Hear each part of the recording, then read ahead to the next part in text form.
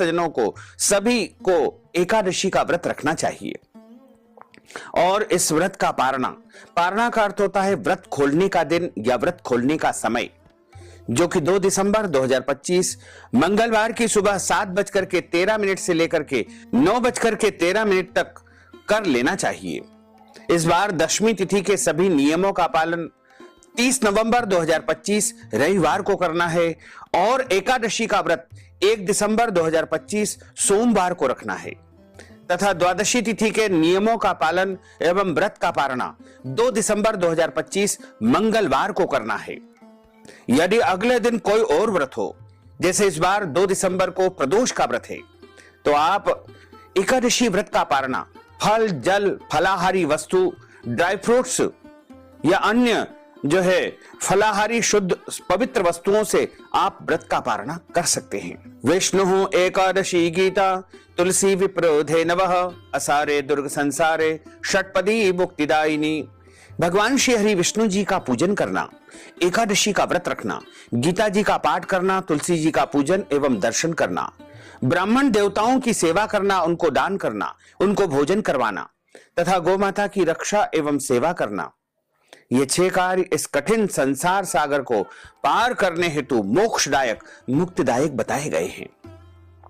पूरे एक वर्ष में 24 एकादशी आती है, लेकिन जिस साल अधिक मास या पुरुषोत्तम मास आता है उस साल 2 अधिक एकादशी यानी कुल मिलाकर के 26 एकादशी आती है।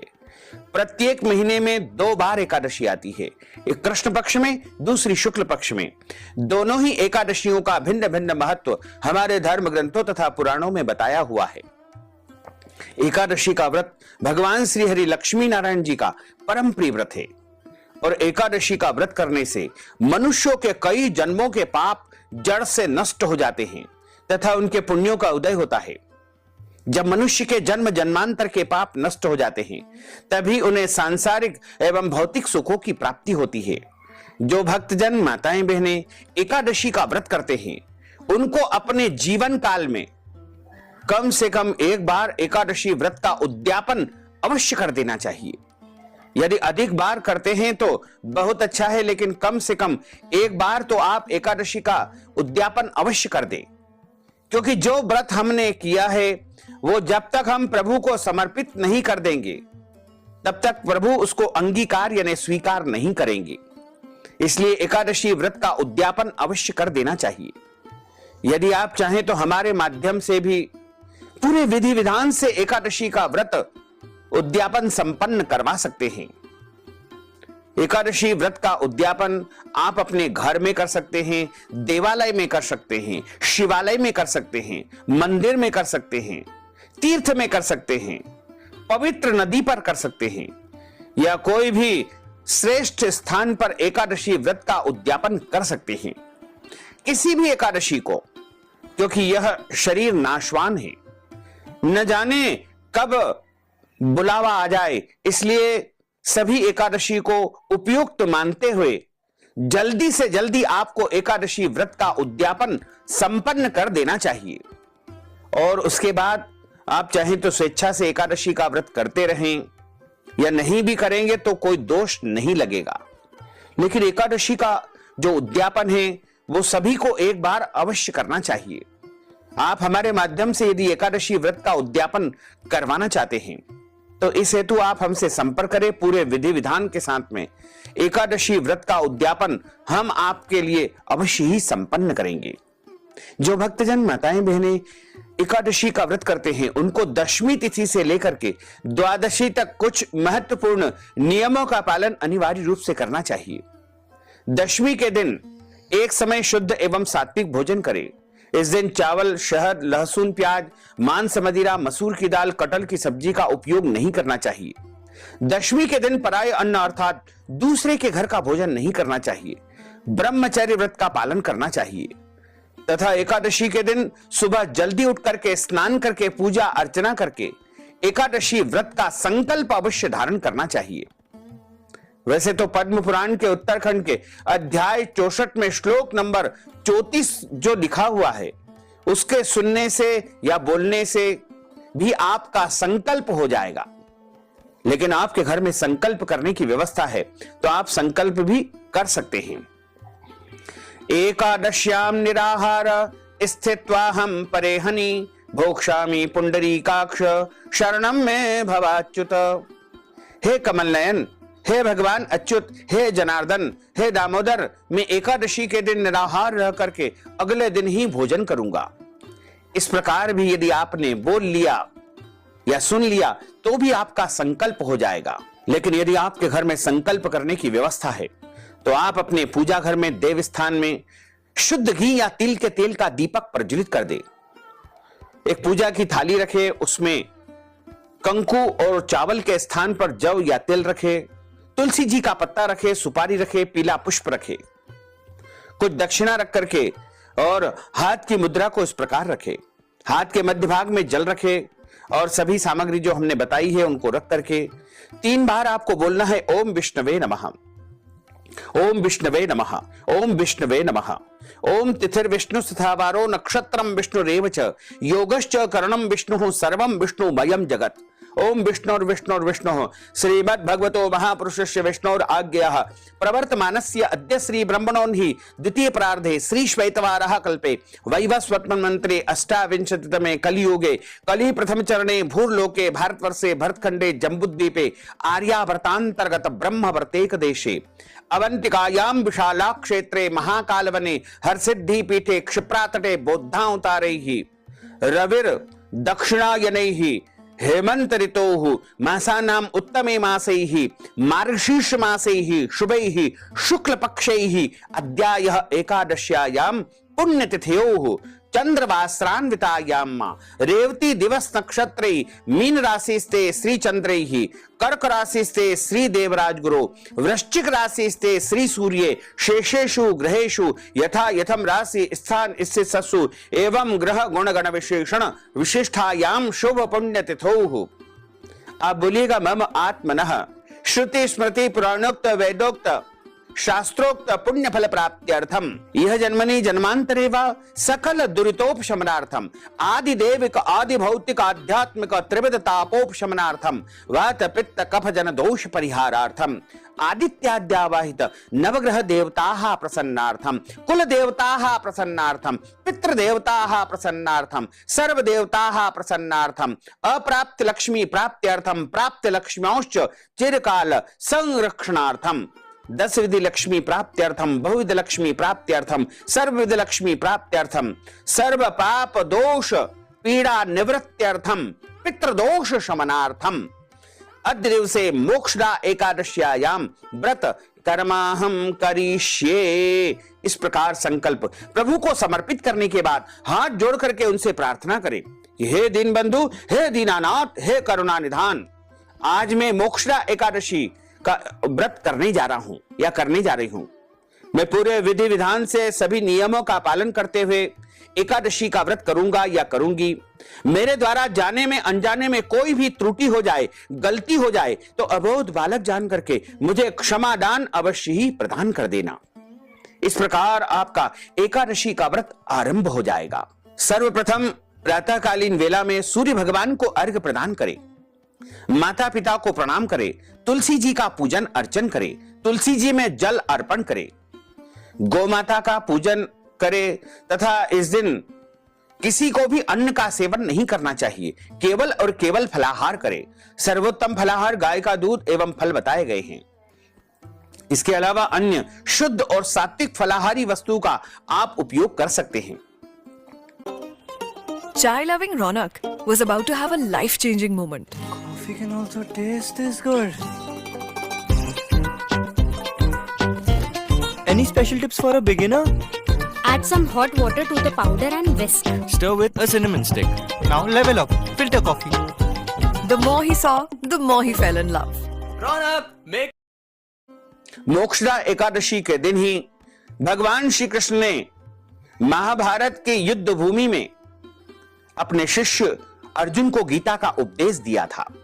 इसलिए इसी दिन गीता जयंती का महापर्व भी मनाया जाएगा।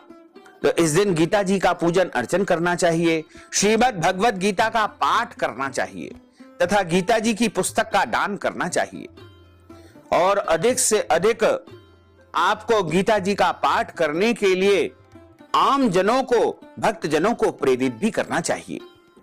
एकादशी के दिन झूठ न बोले, क्रोध न करे, लड़ाई झगड़ा एवं वाद विवाद बिल्कुल न करे। ब्रह्मचर्य व्रत का पालन करना चाहिए। दाढ़ी कटिंग शेविंग नहीं करवाना चाहिए, नाखून नहीं काटना चाहिए। किसी भी प्राणी का, किसी भी मनुष्य का, किसी भी जीव का अनादर या अपमान बिल्कुल न करे। दिन में सोना नहीं चाहिए। यदि सो जाते हैं तो स्नान करके ही पूजा अर्चना करें। रात्रि में जितना हो सके जागरण करें और पूजन पाठ करके ब्राह्मण देवता के मुख से ही एकादशी व्रत कथा का श्रवण करना चाहिए। कथा सुनने के बाद ब्राह्मण देवता को यथाशक्ति दक्षिणा अवश्य प्रदान करें और शुभ मुहूर्त में पारणा का जब समय होता है उसी दिन यानी एकादशी के अगले दिन ही व्रत का पारणा कर लेना चाहिए। चाहे एकादशी तिथि समाप्त हो या न हो, दोनों ही परिस्थिति में एकादशी के दिन आपको अन्न का सेवन बिल्कुल नहीं करना चाहिए। अगले दिन ही सूर्योदय के बाद 2 घंटे की अवधि में आपको व्रत का पारणा कर लेना चाहिए। इस बार मोक्षदा एकादशी का महापर्व यानी गीता जयंती 1 दिसंबर 2025 सोमवार को है तथा पारणा का जो दिन रहेगा वो 2 दिसंबर 2025 मंगलवार की सुबह 7:13 से लेकर के 9:13 तक रहेगा। सनातन हिंदू धर्म में मोक्ष को मनुष्य जीवन का अंतिम लक्ष्य माना जाता है। आत्मा अपने कर्म के अनुसार मनुष्य का जीवन प्राप्त करती है। इसका मुख्य उद्देश्य है सत्कर्म करके मोक्ष की प्राप्ति करना। इसलिए मानव जीवन को अन्य योनियों में सबसे अधिक महत्वपूर्ण माना गया है। मोक्ष प्राप्त किए बिना मनुष्य को बार बार इस संसार सागर में आना पड़ता है। पद्म पुराण में मोक्ष की चाह रखने वाले प्राणियों के लिए मोक्षदा एकादशी व्रत करने की आज्ञा दी गई है।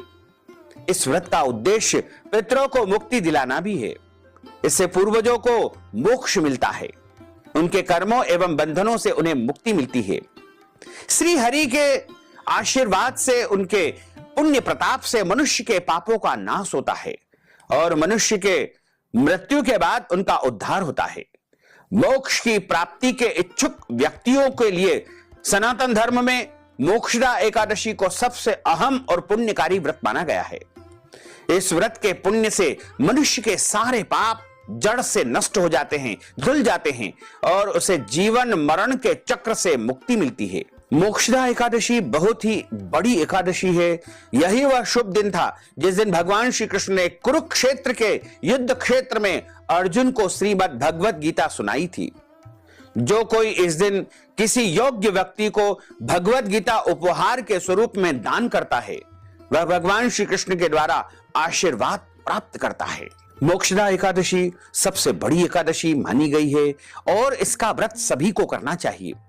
यदि आपके घर में जन्म अथवा मृत्यु का सूतक यदि लगा हुआ है तो आप एकादशी का व्रत अवश्य करें, लेकिन भगवान का स्पर्श तथा पूजन आदि नहीं करना चाहिए, लेकिन व्रत अवश्य करना चाहिए। व्रत प्रत्येक परिस्थिति में करना चाहिए।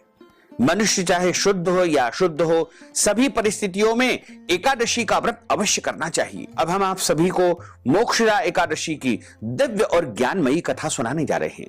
बोलिए श्री लक्ष्मी नारायण भगवान की जय, श्री वृंदावन बिहारी लाल की जय, श्री गिरिराज धरण की जय, श्री बाल कृष्ण लाल की जय, श्री श्याम सुंदर यमुने महारानी की जय, जगत गुरु श्री वल्लभाधीश की जय, गुसाई जी परम दयाल की जय, श्री गुरुदेव की जय, लाडले लाल की जय, आज के आनंद की जय। गुरुर् ब्रह्मा गुरुर्विष्णु गुरुर्देवो महेश्वरा, गुरुः साक्षात् परब्रह्म तस्मै श्री गुरुवे नमः।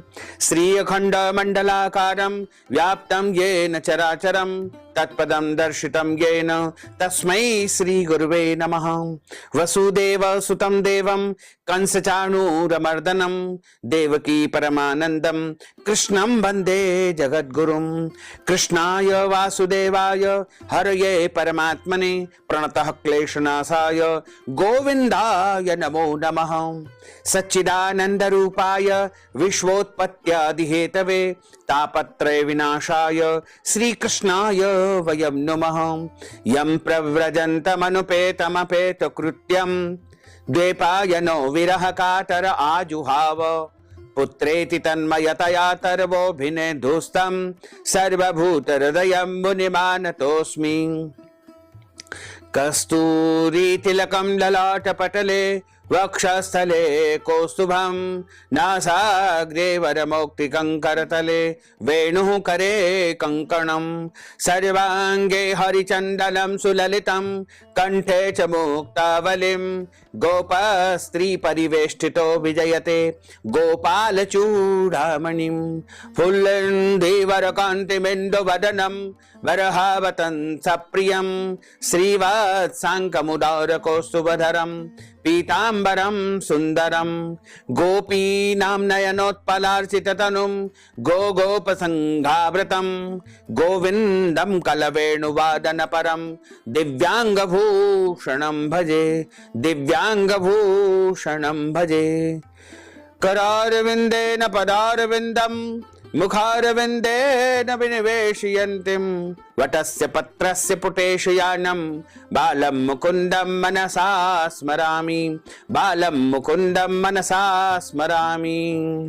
वरहापीडं नटवरवपुः कर्णयोः कर्णिकारं बिभ्रद्वास कनककपीशं वैजयन्तीं च मालां रन्ध्रान् वेणोर्धरसुधया पूरयन् गोपवृन्दैः वृन्दारण्यं स्वपदरमणं प्राविशत गीतकीर्तिः। जय जय श्री राधा रमण जय जय नवल किशोर जय गोपी चित चोर प्रभु जय जय माखन चोर।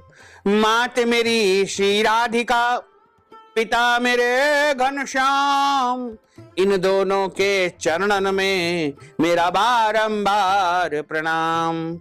मोहिनी मूरत श्याम की वो मन रही समाय जो मेहंदी के पात में लाली रही समाय। धन यौवन एक दिन उड़ जाएंगे जैसे उड़े कपूर मन मूरख तू राम भज क्यों चाटे जगधूर। राम कृष्ण दो एक है अंतर नहीं निमेष इनके नयन गभीर है उनके चपल विशेष। राधे तू बड़ भागिनी को न तपस्या कीन तीन लोक तारण प्रभु सो तेरे अधीन। तन पवित्र सेवा किए धन पवित्र कर दान मन पवित्र हरि भजन सो होत त्रिविध कल्याण। कलयुग केवल नाम आधारा सुमर सुमर नर उतर ही पारा। बोलिए श्री लक्ष्मी नारायण भगवान की जय। मोक्षदा एकादशी की जो कथा है वो इस प्रकार है। एक समय की बात है, गोकुल नगर पर वेखानस नाम के राजा राज्य किया करते थे। यह बहुत ही धार्मिक प्रवृत्ति के थे। प्रजा भी सुख चैन से अपने दिन व्यतीत कर रही थी।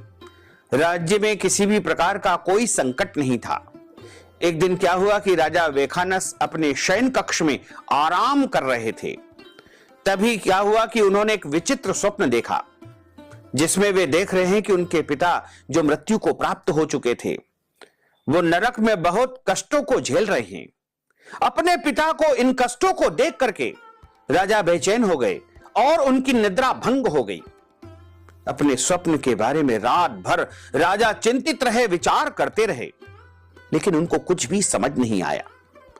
प्रातः काल होते ही विद्वान ब्राह्मणों को बुलाने के लिए उन्होंने भेजा। ब्राह्मणों को आने पर राजा ने अपने स्वप्न की बात से उन्हें अवगत कराया। ब्राह्मणों को राजा के स्वप्न से यह तो आभास हुआ कि उनके पिता को मृत्यु पर्यंत कष्ट झेलने पड़ रहे हैं, लेकिन इनसे उनका मोक्ष कैसे हो सकता है, मुक्ति कैसे हो सकती है। इस बारे में कोई उपाय सुझाने में अपनी असमर्थता जताई। उन्होंने राजा वेखानस को सुझाव दिया कि आपकी इस शंका का समाधान पर्वत नामक मुनि ही कर सकते हैं। वह बहुत विद्वान और ज्ञानी तथा पहुंचे हुए मुनि हैं। अतः आप अतिशीघ्र उनके पास जाकर के इसका उद्धार करने का कोई उपाय पूछे। अब राजा वेखानस ने वैसा ही किया और अपनी शंका को लेकर के पर्वत मुनि के आश्रम में पहुंच गए। मुनि ने राजा के स्वप्न की बात सुनी तो वह भी एक बार तो अनिष्ट के डर से चिंतित हुए। फिर उन्होंने अपनी योग दृष्टि से राजा के पिता को देखा। वे सचमुच नरक की पीड़ाओं को झेल रहे थे। उन्हें इसका कारण भी ज्ञात हो गया। तब उन्होंने राजा से कहा कि हे राजन, आपके पिता को अपने पूर्व जन्म पाप कर्मों की सजा भोगनी पड़ रही है। उन्होंने सौतेली स्त्री के वश में होकर के दूसरी स्त्री को सम्मान नहीं दिया था। उन्होंने रतिदान का निषेध किया था। तब राजा ने उनसे पूछा कि हे मुनिवर, मेरे पिता को इससे छुटकारा कैसे मिल सकता है? तब पर्वत मुनि ने उनसे कहा कि राजन, यदि आप मार्गशीर्ष माह के शुक्ल पक्ष की मोक्षदा एकादशी का व्रत विधि अनुसार करें और उसके पुण्य को अपने पिता को दान कर दे तो उन्हें मोक्ष मिल सकता है। राजा ने मुनि के कथनानुसार, उनकी आज्ञा के अनुसार मार्गशीर्ष माह के शुक्ल पक्ष की एकादशी का व्रत किया तथा उसके समस्त पुण्य को अपने पिता को दान कर दिया और आकाश से मंगल गान होने लगा। राजा ने प्रत्यक्ष देखा कि उसके पिता वैकुंठ में जा रहे हैं। उन्होंने कहा कि हे पुत्र, मैं कुछ समय स्वर्ग का सुख भोग करके मोक्ष को प्राप्त हो जाऊंगा। यह सब तुम्हारे व्रत के कारण ही संभव हुआ है। तुमने नारकी जीवन से मुझे छुटा करके सच्चे अर्थों में पुत्र होने का धर्म निभाया है। तुम्हारा कल्याण हो।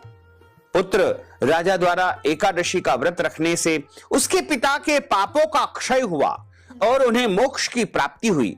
इसी कारण एकादशी को मोक्षदा एकादशी के नाम से माना गया है। क्योंकि इस दिन भगवान श्री कृष्ण ने श्रीमद् भगवत गीता का उपदेश भी दिया था, इसलिए यह एकादशी और भी अधिक शुभ फलदायक तथा पुण्यदायक मानी गई है। इसलिए यदि आप सभी चाहते हैं कि आपके घर के परिवार के जो भी मृतक पितर है, पूर्वज है, उनको मोक्ष मिल जाए तथा आपके घर परिवार के पितृदोष शांत हो जाए, तो आप सभी को मोक्षदा एकादशी का व्रत अवश्य करना चाहिए। यदि आप चाहें तो मोक्षदा एकादशी के दिन विद्वान ब्राह्मण के द्वारा किसी भी तीर्थ में, देवालय में या फिर कोई भी पवित्र स्थान पर, पवित्र नदी के किनारे पर पितृदोष की पूजा भी आप करवा सकते हैं, पितृदोष शांति भी करवा सकते हैं, जिससे आपके समस्त पितरों को मोक्ष मिल जाएगा और उनकी मुक्ति हो जाएगी तथा आपके घर के परिवार के पितृदोष समाप्त हो जाएंगे। Here's a look at my week on Facebook Gaming. Monday morning, I play puzzle games to start my day. On Tuesday, I choose racing. हो जाएंगे। बोलिए लक्ष्मी नारायण भगवान की जय।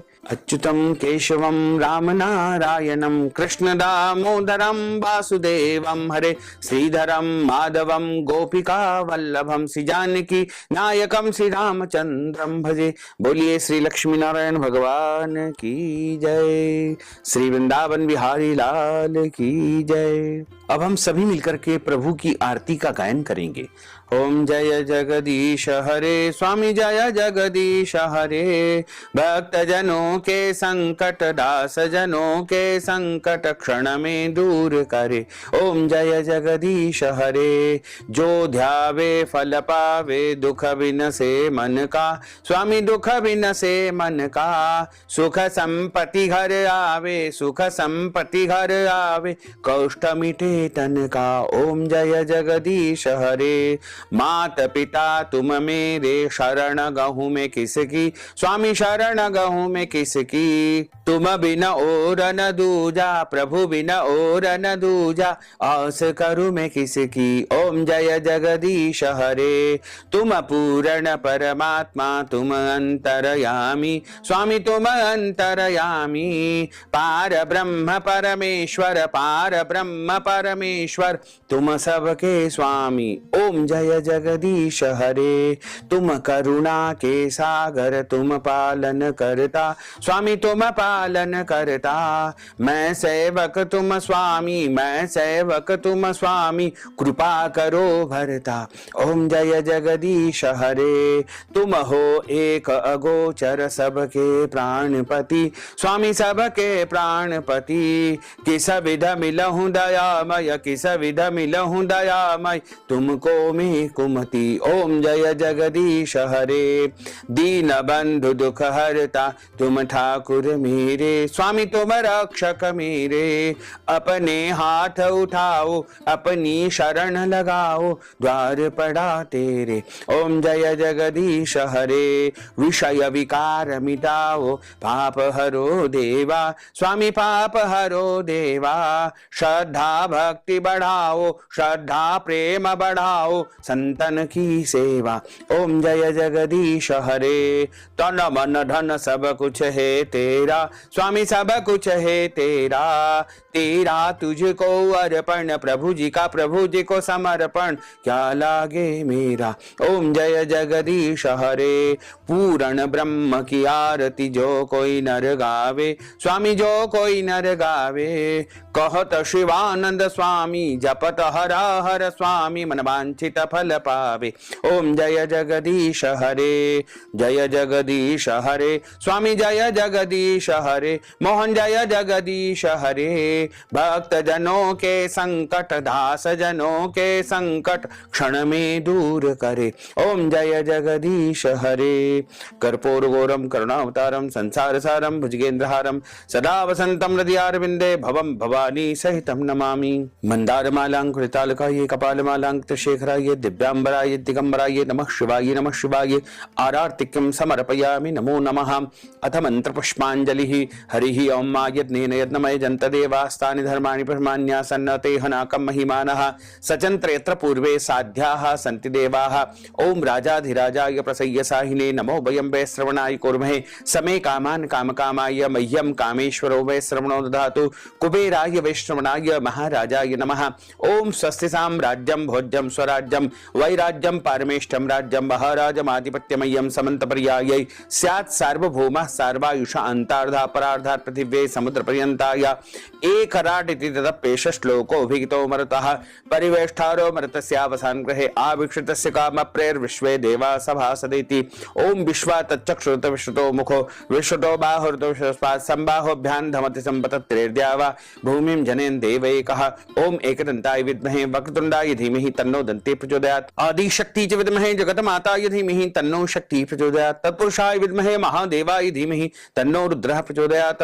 ओम क्लीं कृष्णाय विद्महे दामोदराय धीमहि तन्नो श्रीकृष्णः प्रचोदयात्। ओम महालक्ष्म्यै च विद्महे विष्णुपत्न्यै च धीमहि तन्नो लक्ष्मी प्रचोदयात्। ओम नारायणाय विद्महे वासुदेवाय धीमहि तन्नो विष्णुः प्रचोदयात्। ओम सांगाय सपरिवाराय सायुधाय सशक्तिकाय सवाहनाय सगणाय भगवते श्री लक्ष्मी नारायण देवताभ्यो नमो नमः। मंत्र पुष्पांजलिं समर्पयामि। नाना